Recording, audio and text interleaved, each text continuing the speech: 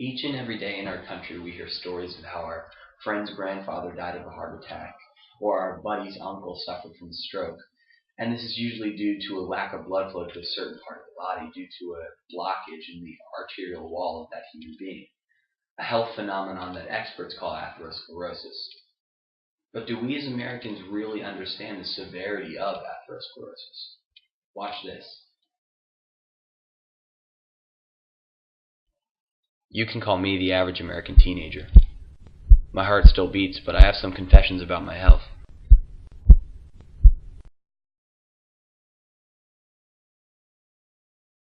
I smoke. Just cigarettes, but I know it's bad for me.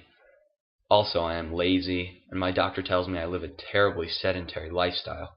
I guess I should get out more. My parents tell me that I always have had the worst diet, and that I eat the fattiest foods I can get my hands on. The doctor tells me in a few years I might even be overweight or even obese.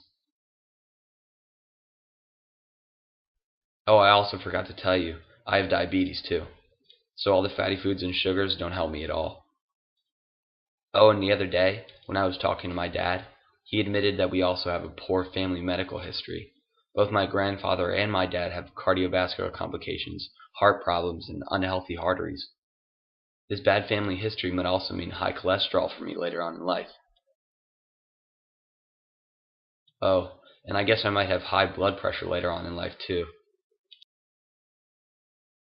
See, I'm a good kid with a good heart. I just don't really take care of my body. I wonder if this heart will ever cease to beat.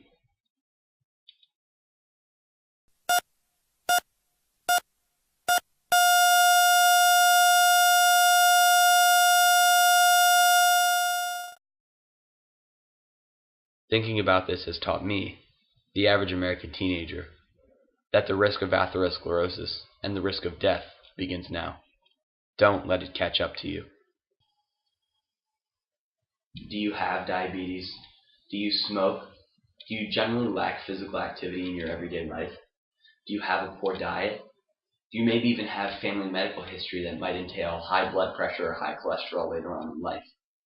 All of these risk factors might increase your chances for an atherosclerotic disease. One might suffer from a partial blockage of the artery called a stenosis, or even a full 100% blockage called an occlusion. In both of these cases, atherosclerosis might provoke physical manifestations such as heart attack, stroke, transient ischemic attack, peripheral arterial disease in the legs, heart disease, and many other potentially fatal and problematic health repercussions.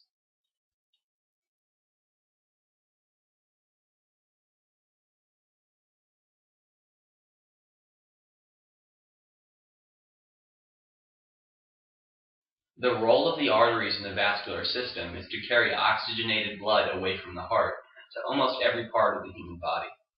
It takes very little for one of these arteries to become blocked by cholesterol and other fatty deposits of the sort.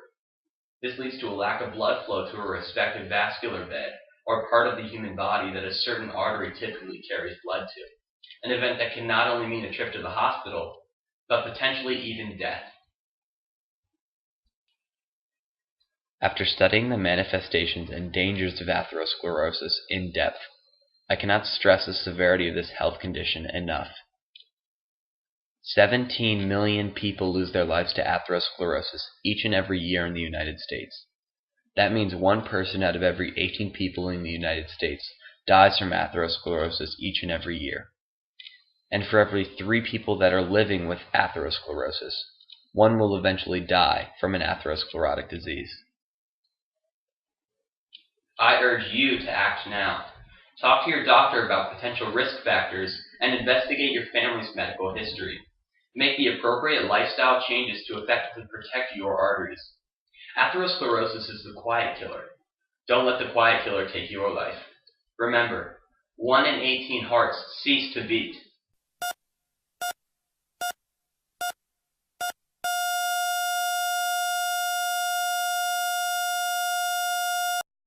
Will your heart cease to beat?